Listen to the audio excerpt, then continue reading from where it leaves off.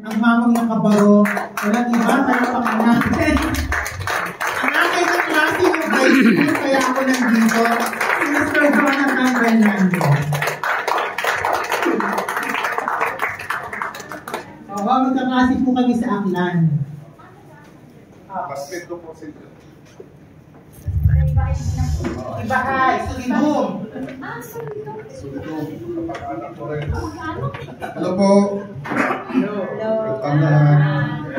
Masaya po tayo? Masaya po tayo? Ay. Rate 1 to 10. 10. Salamat po.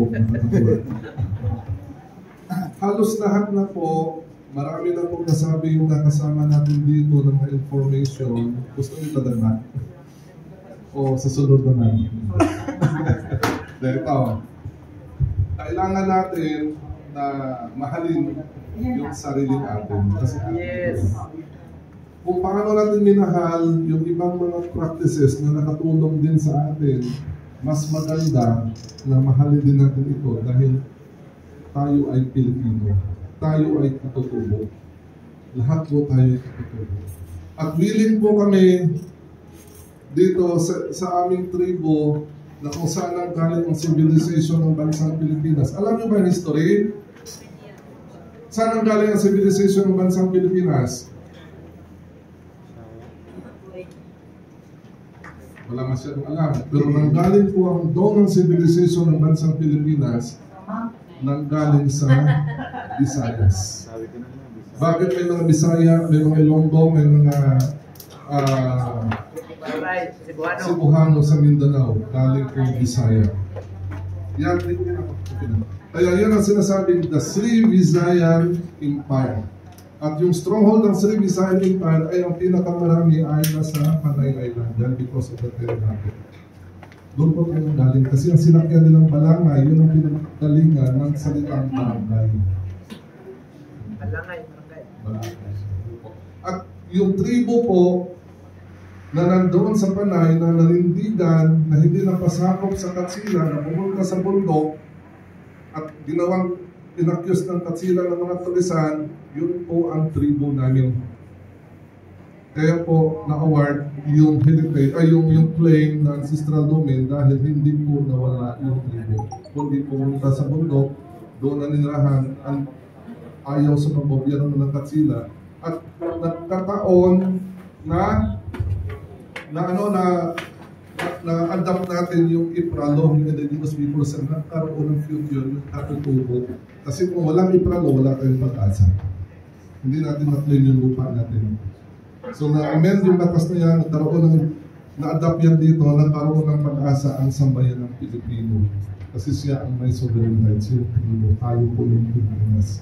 At nagkataon na yun na-release yung titulo, yun ang ancestral domain ng tribo natin. Na nandoon ang galing yung culture at origin ng Hilot. Ang nagdadala ng Hilot sa Visayas, Luzon, Mindanao ay mga Bisaya po.